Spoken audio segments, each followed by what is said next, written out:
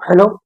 तो स्वागत है आप सबका फिर से मेरे इस लेक्चर में रिलेशन एंड फंक्शन के, है ना। तो हमने पिछले लेक्चर में क्वेश्चन नंबर 10 तक क्वेश्चन नंबर 10 का पार्ट 2 कंटिन्यू यानी कंप्लीट कर चुके हैं और आज हम डिस्कस करने वाले हैं पार्ट 3, है ना। मैंने क्वेश्चन नंबर 10 के पार्ट 2 पार्ट 1 प्रीवियस लेक्चर में डिस्कस कर लिए हैं, है ना। आज इस लेक्चर में हम क्वेश्चन नंबर 10 के पार्ट 3 और 11 12 क्वेश्चन डिस्कस करेंगे, क्योंकि 10 क्वेश्चन का जो पार्ट 3 होगा वो खुद आपको करना होगा। फोर्थ फोर्थ आपको करना होगा, मैं आपको होमवर्क में लिख दूंगा। अगर आपसे नहीं होता है फोर्थ तो फिर हम अगले लेक्चर में फोर्थ का डिस्कस करेंगे, है ना। तो आई होप, मैं आशा करता हूँ कि आपको जो मेरे प्रीवियस लेक्चर है वो अच्छे से समझ में आ रहे हैं, है ना। कोई दिक्कत भी आपको आ रही होगी तो आप मेरे channel WhatsApp channel Victoria PCM पर मुझसे कांटेक्ट कर सकते हैं, है ना। वहाँ पर हम शाम को 7 बजे एक लाइव सेशन भी करते हैं। जो जो जिस जिसके डाउट होते हैं वो डाउट क्लियर भी करते हैं, है ना। तो आप मेरे व्हाट्सएप चैनल को ज्वाइन करके उस पर मुझसे मतलब कांटेक्ट करके मुझसे जो अपने डाउट है वो पूछ सकते हैं। मैथमेटिक्स में पूछ सकते हैं, 11 12 फिजिक्स में पूछ सकते हैं और इकोनॉमिक्स, है ना, इकोनॉमी। तो बिना देरी किए इस लेक्चर को कंटिन्यू करते हैं। तो आज हम डिस्कस करते हैं पार्ट 3। देखिए पार्ट 3 क्या है।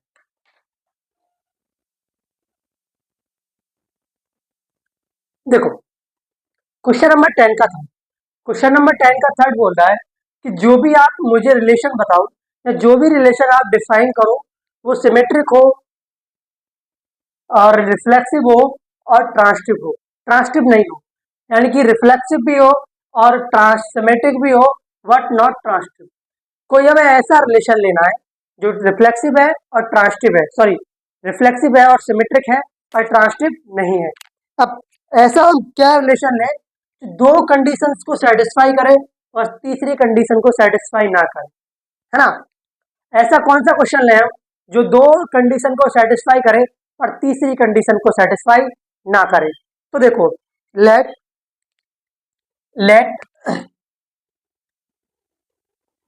मेरे पास एक सेट है ए है, इसके अंदर एलिमेंट है 4, 6, 8, है ना।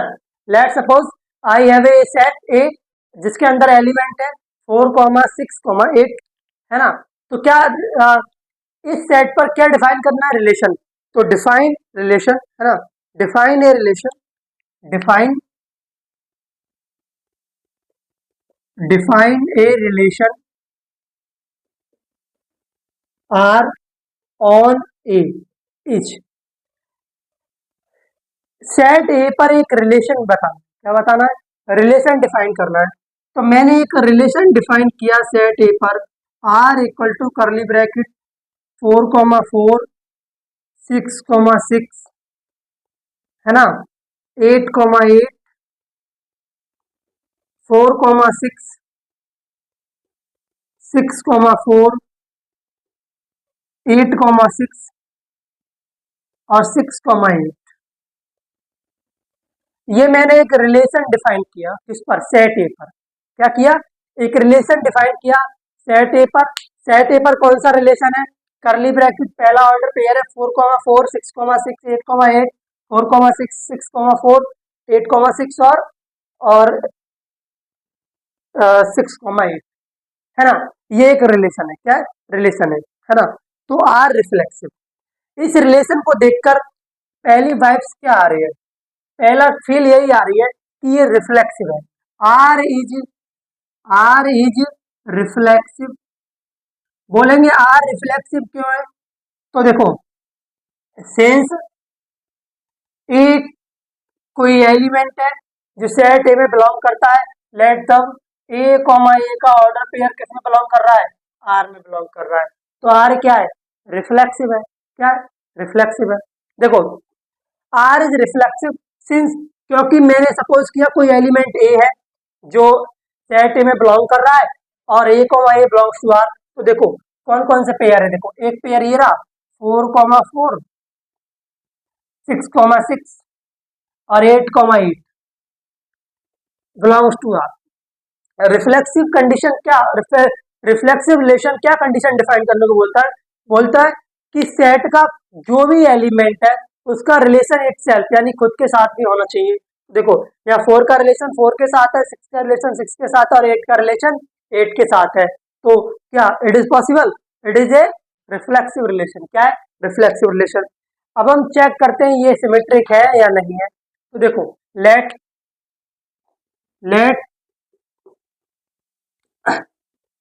ए comma B belongs to R, है ना।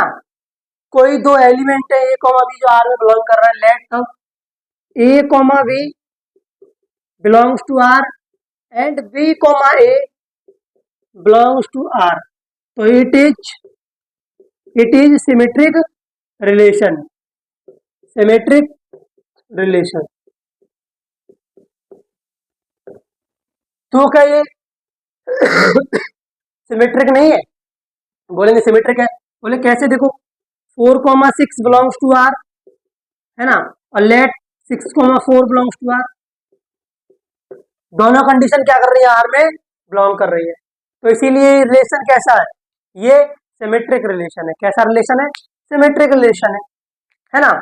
अब बताना है हमको कि ये ट्रांसिटिव है या नहीं है। तो उसने पहले ही कहा है कि जो भी रिलेशन है ये ट्रांसिटिव नहीं होना चाहिए। तो यहाँ पर देखो 4,6 का साथ है और 6,4 के भी साथ है। ये भी ले सकते हैं 8,6 और 6,8, है ना।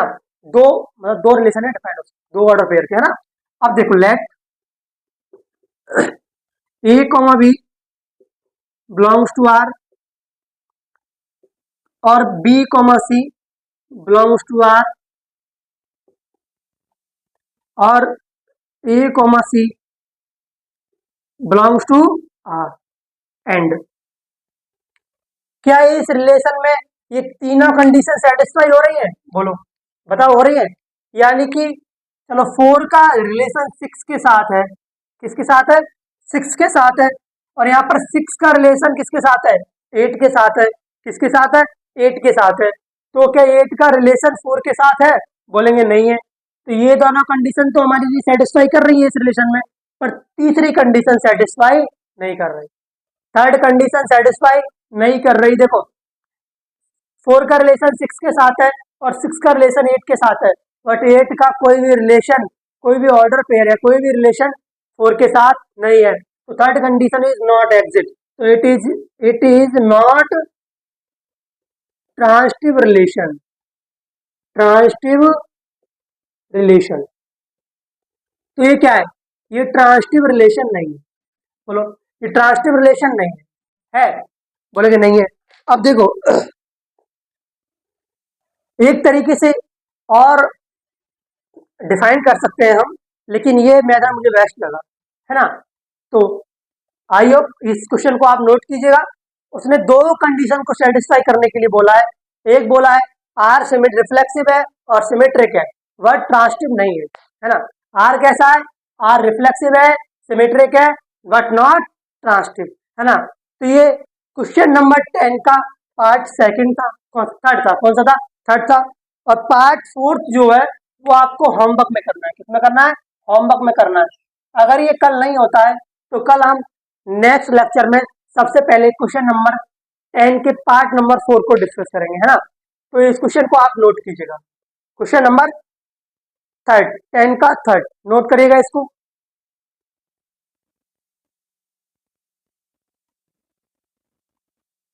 अब देखो क्वेश्चन नंबर 12। क्वेश्चन नंबर 12 बोलेंगे आपने क्वेश्चन नंबर 11 क्यों नहीं डिस्कस किया? क्वेश्चन नंबर 11 जो है वो थ्योरेटिकल क्वेश्चन है। क्या है? थ्योरेटिकल क्वेश्चन है। और मैं उसको कल अगले लेक्चर में पहले उसकी थ्योरी छाप लूंगा पूरी और फिर मैं आपको समझा दूंगा, है ना। क्या? पहले उसकी थ्योरी लिख लूंगा सारी, फिर मैं आपको समझाऊंगा उसको, है ना। ऐसे क्या करेगा? वो दिक्कत करेगा। क्या करेगा?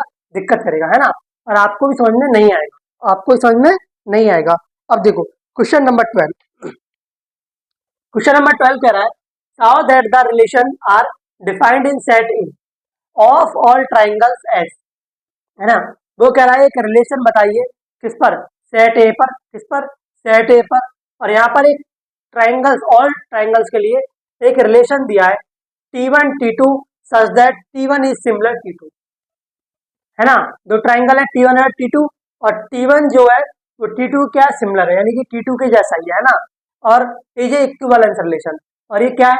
इक्विवेलेंस रिलेशन है। प्रूव कह रहा है सेकंड सेकंड नहीं मतलब सेकंड में consider three right angle triangle, consider three right angle triangles, तीन ट्राइंगल लो जिनका राइट एंगल हो, कैसा हो, राइट एंगल हो। T1 विद साइड्स, T1 की साइड है 3,4,5 और T2 की साइड जो 5,12,13 and T3 with sides 6,8,10 which triangles among T1 and T2 and T3 are related. और तीनों ट्राइंगल क्या होने चाहिए, रिलेटेड होने चाहिए, कुछ क्या होना चाहिए, रिलेटेड होना चाहिए। और तीनों ही क्या होना चाहिए, सिमिलर होना चाहिए एक दूसरे, कैसे होना चाहिए, सिमिलर होने चाहिए। तो देखो पहले हमें क्या दिया, देखो given that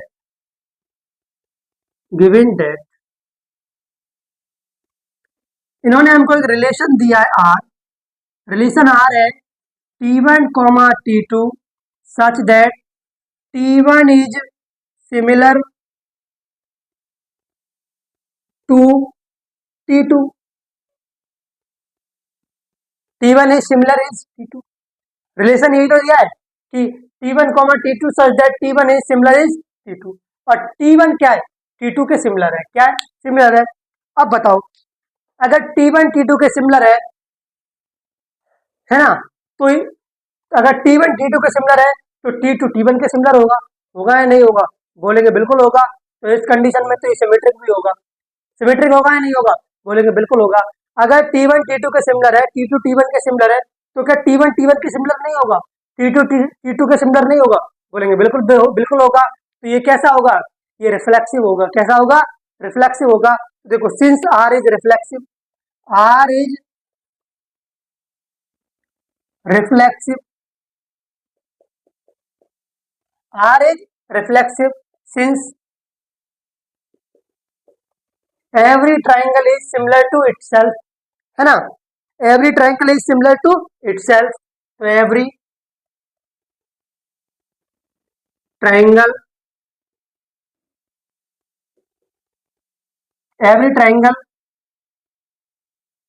similar, every triangle is similar to itself, itself, है ना। तो ये रिलेशन कैसा होगा, ये रिलेशन रिफ्लेक्सिव भी होगा, कैसा होगा, रिफ्लेक्सिव भी होगा, है ना। अब देखो लेट है ना T1 comma T2 belongs to R, belongs to R, और T1 is similar to T2, तो T1 is similar to T2। अगर T1 comma T2 relation R में बिलोंग कर रहे हैं और T1 किसके सिमिलर है, T2 का सिमिलर है, तो T2 comma T1 belongs to R, है ना, और T2 इज सिमिलर T1, और T2 क्या होगा, T1 के सिमिलर होगा, किसके सिमिलर होगा, T1 के सिमिलर होगा, होगा या नहीं होगा, बोलेंगे बिल्कुल होगा। तो ये सिमेट्रिक नहीं होगा, R is symmetric, symmetric relation. तो आर कैसा रिलेशन होगा, आर सिमेट्रिक भी होगा। चमका, बोलेंगे बिल्कुल चमका, बिना चमके बेटा बात नहीं बनने वाली, है ना, बिना चमके बात नहीं बनने वाली, है ना। आई होप आपको देखो कुछ समझ में आए ना आए मेरे पास, लेकिन मैथमेटिक्स बहुत दमदार समझ में आए, है ना। और जुलाई से हम लॉन्च करने वाले हैं अशोका 2.0 IIT जेई मेंस के लिए, है ना, अशोका 2.0 IIT जेई मेंस के लिए, और ये है अशोका 1.0, ये 12th क्लास के लिए, किसके लिए, 12th क्लास के लिए है। और अगला अगला जो बैच आने वाला है वो आने वाला है इसका ही 1.0, वो आने वाला है फिजिक्स का, किसका, फिजिक्स का। और अभी एक बैच और स्टार्ट होने वाला है इको 1.0 इकोनॉमिक्स, एसएससी के लिए, किसके लिए, एसएससी के लिए, है ना। तो देखो अब डिफाइन करते हैं, ये रिफ्लेक्सिव भी है और सिमेट्रिक भी है। अब हमको क्या क्या बताना है, ये ट्रांसटिव भी होना चाहिए। इक्विवेलेंस कंडीशन कब कब डिफाइन होती है, जब ये एक रिलेशन में तीनों कंडीशन वेरीफाई होती हैं, रिफ्लेक्सिव, ट्रांसटिव और सिमेट्रिक। तो देखो अब let T1 comma T2 belongs to R, T1 comma T2 belongs to R, T1 is similar to T2, है ना, and T2 comma T1 belongs to R, sorry T2 comma T3 belongs to R। अगर T1 T2 के similar है तो T2 क्या T3 के similar नहीं हो सकता है? बोलेंगे बिल्कुल हो सकता है। तो T2 is similar to T3, बोलो होगा या नहीं होगा? बोलेंगे बिल्कुल होगा। होगा या नहीं होगा? बोलेंगे बिल्कुल होगा। तो लेट तब T1 comma T3 belongs to R और T1 is similar to T3। अब देखो थोड़ा दिमाग दौड़ाओ, क्या दौड़ाओ? दिमाग दौड़ाओ। यहाँ से अगर T1 T2 के सिमिलर है और यहाँ से T2 T3 के सिमिलर है, क्या है? T3 के सिमिलर है, तो क्या T1 जो है, जो T1 जो है वो T3 के सिमिलर नहीं होगा? अरे सोचो यार, अगर ये इसके सिमिलर है तो क्या ये इसके सिमिलर नहीं होगा? बोलेंगे बिल्कुल होगा। तो ये रिलेशन कैसा होगा? ये रिफ्लेक्सिव भी होगा। कैसा होगा? तो R is reflexive, R is reflexive. तो R कैसा होगा? R रिफ्लेक्सिव भी होगा। बोलो होगा या नहीं होगा? बोलेंगे बिल्कुल होगा। अब यहां तक किसी को डाउट? यहां तक किसी को डाउट है? R इज रिफ्लेक्सिव, तो ये कैसा रिलेशन है? ये कैसा रिलेशन है? R is equivalence relation. R कैसा रिलेशन है? R इक्विवेलेंस रिलेशन है। कैसा रिलेशन है? इक्विवेलेंस रिलेशन है। R रिफ्लेक्सिव भी है, R सिमेट्रिक भी है और R ट्रांसटिव भी है। कैसा है? ट्रांसटिव भी है। तो ओवरऑल कैसा रिलेशन है ये? रिफ्लेक्सिव रिलेशन है। कैसा रिलेशन है? रिफ्लेक्सिव रिलेशन है ना। अगली कंडीशन में बोल रहा है कंसीडर थ्री ट्राइंगल्स T1, है ना, हमें थ्री ट्राइंगल्स लेने हैं। T1 की साइड है 3,4,5 और T2 की साइड है 5,12,13 और T3 की साइड है 6,8,10। तो which triangle among T1 T2 are related? और इन साइड्स के बेस पर मतलब डिफाइन कीजिएगा क्या T1 T2 T3 रिलेटेड है, आपस में रिलेटेड है या नहीं है ना। तो अब स्पेस नहीं बचा है, तो आप यहाँ तक नोट कीजिएगा, फिर मैं इसको रफ करके सॉल्यूशन करता हूँ। इसको नोट कीजिएगा। अब देखो सेकंड इनिंग्स के लिए, है ना, सवाल क्या कह रहा था? क्वेश्चन क्या बोल रहा था? क्वेश्चन बोल रहा था कंसीडर थ्री ट्राइंगल्स, है ना, थ्री राइट एंगल ट्राइंगल्स, है ना। एक हमारे पास T1 ट्राइंगल था जिसके एंगल थे बिच साइड्स, जिसकी साइड थी 3,4,5। एक ट्राइंगल हमारे पास 2 था जिसकी साइड थी 5,12,13 एंड एक ट्राइंगल हमारे पास 3 था, ट्राइंगल T3, जिसकी साइड थी 6,8,10। Which triangles among T1 T2 T3 are related each other, यानी कि रिलेटेड, है ना, एक दूसरे से क्या रिलेटेड है। तो देखो वी कैन ऑब्जर्व दैट अगर हम ट्राइंगल T3 और T1, क्या, अगर मैं ट्राइंगल T3 और T1, सही है, अगर मैं T3 की जो साइड्स है उसको, सॉरी T1 की जो साइड्स हैं उसको T3 से डिवाइड कर दूं तो क्या आता है? सेम रेशियो आता है। क्या आता है? सेम रेशियो आता है। सोचो मैंने अगर ट्राइंगल T1 के बेस को ट्राइंगल T2 के बेस से डिवाइड कर दिया तब भी वही एंगल आया, है ना। मतलब तीनों साइड्स को तीनों साइड से डिवाइड करने पर सेम रेशियो आ रहा है। क्या आ रहा है? सेम रेशियो आ रहा है। तो इस रेशियो को देख के एक बात तो कंफर्म हो गई कि T1 और T2 क्या है? एक दूसरे के सिमिलर है। क्या है? एक दूसरे के सिमिलर है। जब सेम रेशियो होगा, है ना, साइड्स का, तो एक दूसरे क्या होंगे? सिमिलर होंगे। T1 और T3 एक दूसरे क्या होंगे? सिमिलर होंगे। तो T1 जो है वो T3 से रिलेटेड होगा। क्या होगा? रिलेटेड होगा, पर T2 नहीं होगा। T2 T1 से रिलेटेड नहीं होगा। डिवाइड देखो, देख लो, है ना, यहाँ पर 3 है, यहाँ पर 5 है, वहां पर 4 है, यहाँ पर 12 है, यहाँ पर 3 है, यानी कि डिफरेंट रेशियो आएगा। क्या आएगा? डिफरेंट रेशियो आएगा, सेम रेशियो नहीं आएगा। T1 को T3 से डिवाइड दूंगा तो सेम रेशियो आएगा, लेकिन जब T1 को T2 से डिवाइड दूंगा तो सेम रेशियो नहीं आएगा, जब T3 को T2 से डिवाइड दूंगा तब भी सेम रेशियो नहीं आएगा। तो ये T1 और T3 तो क्या होंगे, आपस में रिलेटेड होंगे, लेकिन T2 is not related T2 T1, है ना। तो ये था हमारा क्वेश्चन नंबर 12, है ना। अब मे भी इसमें क्वेश्चन नंबर 13 है, 16, हाँ वाज, एक मिनट,